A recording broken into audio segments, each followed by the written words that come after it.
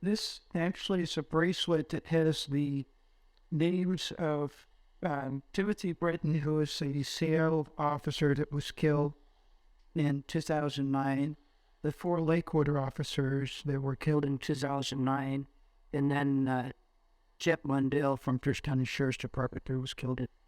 And how when you come upon a horrific scene, how do you process it?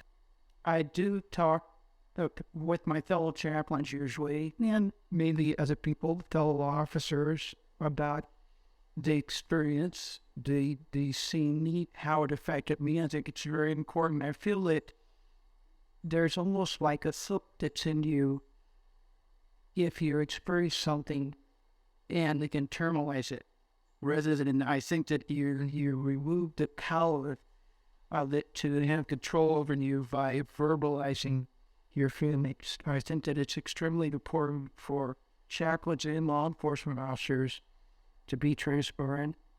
And another thing probably that comes in touch with that would be being vulnerable, which is not something that law enforcement officers like to do, but I think a certain amount of vulnerability allows them to be human and actually to be healthier. Mm-hmm.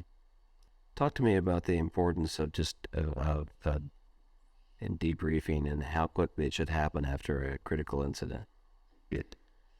Well, the professionals say that it should happen within 72 hours by critical incident.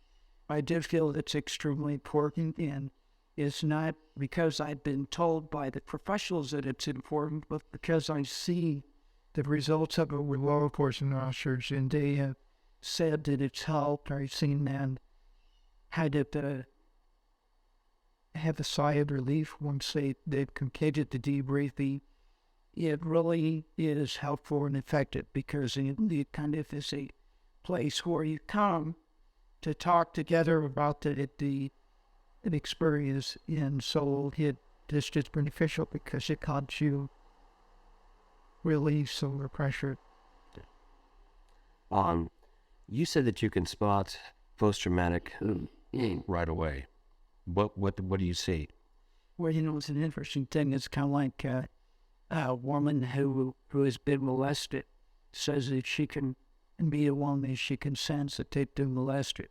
It's simply because I was diagnosed with post-traumatic stress myself several years after being in Vietnam, something that I chose not to deal with for a long time, and didn't think it had really happened, which is not uncommon.